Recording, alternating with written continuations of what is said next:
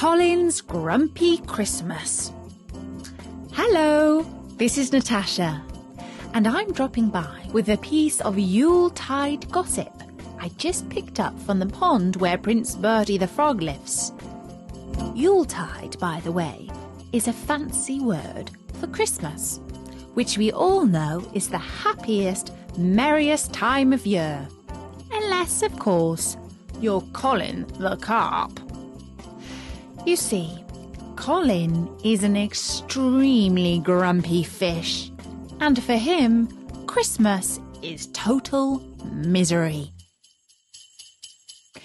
It was getting to around that time of year, and all the little tadpoles who lived in the pond were very, very, very excited. Yippee!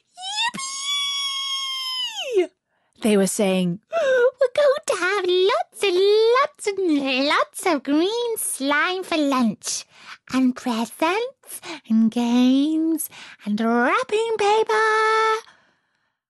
"Oh, hark! The little tadpoles," said Colin from beneath a stone. "Now they're going to have wrapping paper in a pond? That's really intelligent. It's not as if paper is going to get all soggy in the water." Prince Bertie the Frog was sitting on a stone watching all the tadpoles swimming in somersaults and circles, and he was starting to feel quite Christmassy. At this time of year, he always remembers the lovely Princess Beatrice.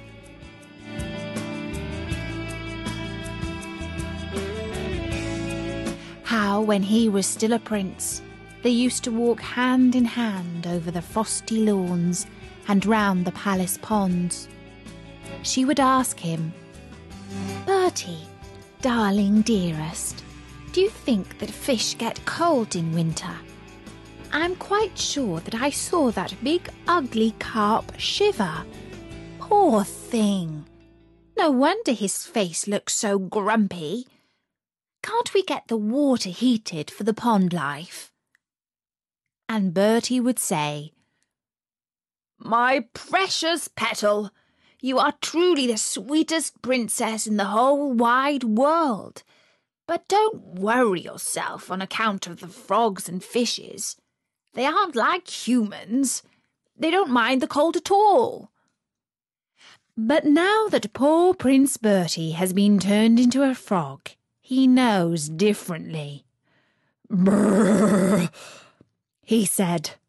"If only I could have a nice hot bath. This time of year is so cold."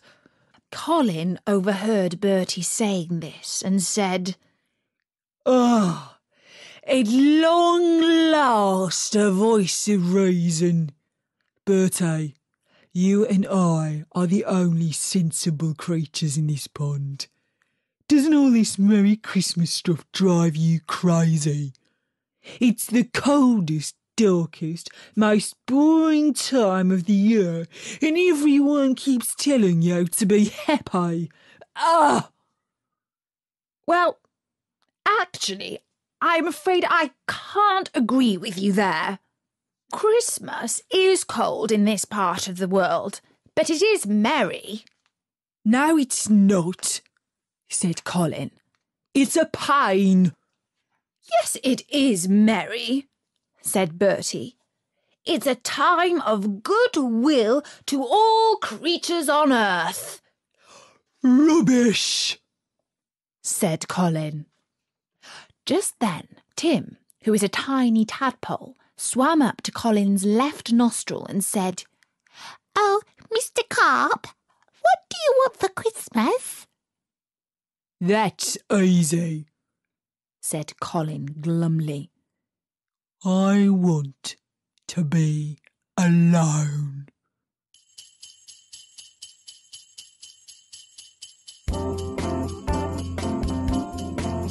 Now, as Bertie always says, you should never wish for something unless you truly want it in your heart, for you never know.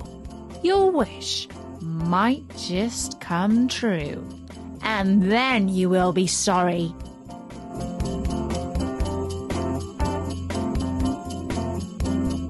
And it so happened that the Christmas fairy was swimming past when Colin asked to be alone, and she heard this wish and reported it back to Santa. And on Christmas night, when Santa came down to the pond with a sack full of fresh green slime for all the pond life, he scooped up the sleeping Colin into a bucket of water and took him over to another pond at the other end of the garden. A pond where nobody lived except a gold statue of a cherub. And the cherub didn't really live at all. He just spouted water out of his mouth. Yo-ho-ho, said Santa. There you are, Carp. Santa always delivers. This Christmas you shall be alone. And in the morning, Colin opened his sleepy eyes and said to himself, Oh no, it's the worst day of the year. Those tadpoles will soon be singing Christmas carols. I think I'll just hide under a stone until it's all over. But after a while, he couldn't help noticing that the pond was strangely quiet. He swam around a bit and found that it was wonderfully free of silly tadpoles, quacking ducks, stuck-up swans, and deluded frogs who think that they are princes. This is fabulous, said Colin. Just listen to that peace and quiet. Santa must have heard my wish in giving me my own pond for Christmas. That's because I've been such a good carp all year round. Thank you, Santa. I'm truly grateful. The only problem is it's just perfect. Oh, what am I going to grump about? Oh, never mind that. I'm happy. And he even did a little dance in the water because nobody was looking, and he really was happy to be alone for once. In the royal palace, all the children who lived there were very excited about all the presents waiting to be opened under the Christmas tree. But the wicked stepmother was in a furious mood because she simply hates Christmas, even more than Colin does. She went into the kitchen where the cook and her helpers were all working hard making lunch, and the Queen screeched, Not turkey! I hate turkey! It's the stupidest bird that was ever eaten. Oh, madam, said the cook, I ordered the turkey weeks ago. There's nothing else for lunch. Well, let everyone else stuff themselves silly with turkey and roast potatoes. A queen has to mind her figure. I want something healthy. I want a fish. In fact, I want poached carp with a little sprig of parsley. And with those words, the wicked Queen swept out of the kitchen and went upstairs to shout at the children.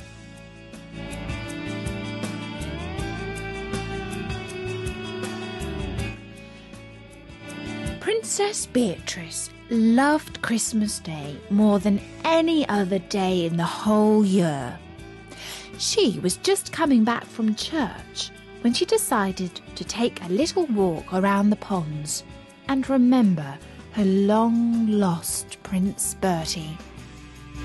Her happiness was tinged with sadness as she thought about her handsome prince, whom she hadn't seen for quite a while. But she was sure that he would return one day from a brave quest, and they would be married and live happily ever after.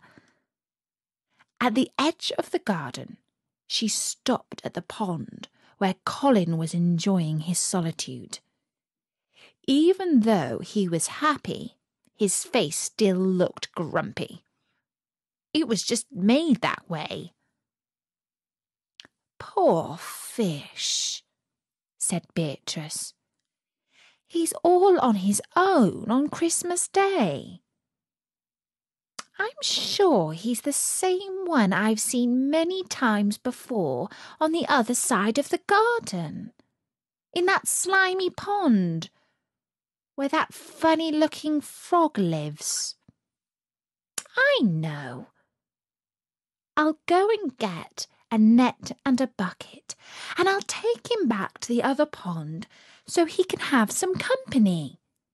That will be a lovely Christmas present for him."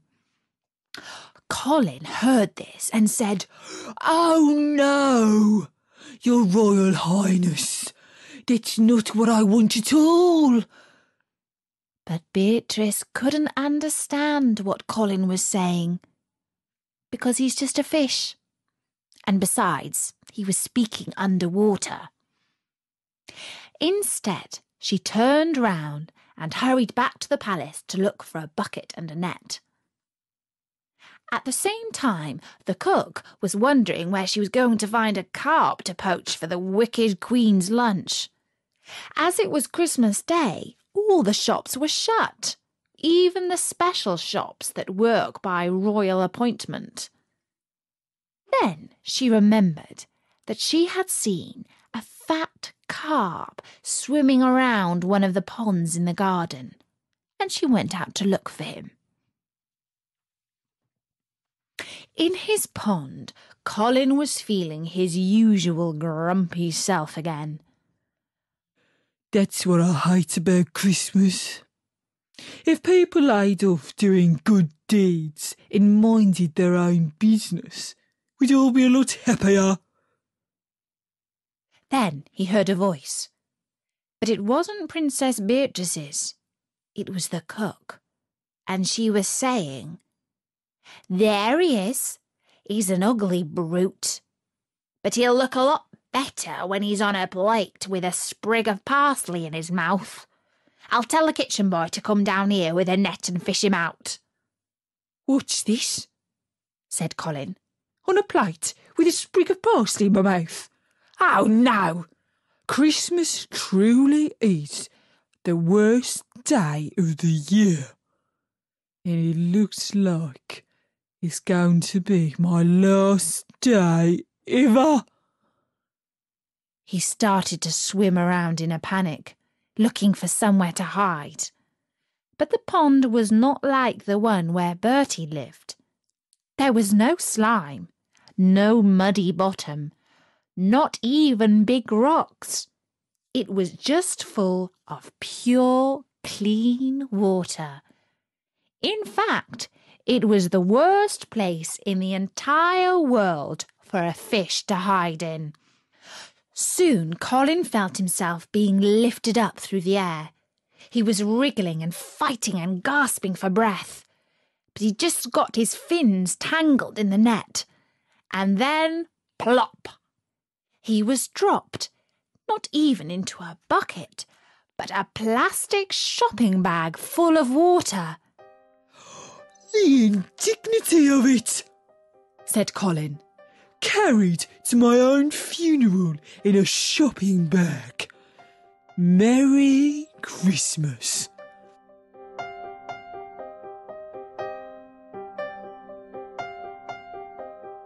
It was very dark inside the bag, and he couldn't see where he was going. Then the motion stopped. They had arrived. He got ready to whack the cook around the face with his tail. At least they will say that Colin the carp went down fighting, he said to himself. The bag turned upside down, and all the water and Colin with it went slopping out. That's it, thought Colin. Straight into the cooking pot. Splash! And all his scales tingled with lovely cold water. Oh, look, said a squeaky little voice. There's Colin. He's come out of hiding. And all the little tadpoles were swimming around him, singing, We wish you a Merry Christmas. We wish you a Merry Christmas. We wish you a Merry Christmas. And Princess Beatrice said, Merry Christmas, Pond Life. The cook didn't make poached carp for the wicked queen's lunch, because when she went back to the pond, Colin had mysteriously disappeared. But it didn't matter, because the Queen decided to skip Christmas altogether, and she went up to her room to read up on wicked spells. And as for Colin, for the first time in his long, grumpy life, he had a very, very, very Merry Christmas, because he was so glad to be alive and with his friends. I'll be back soon, but until then, don't forget that you can find more great stories at www.storynori.com. Until then, have a great Christmas! From me, Natasha, and all your friends at storynori.com. Bye-bye!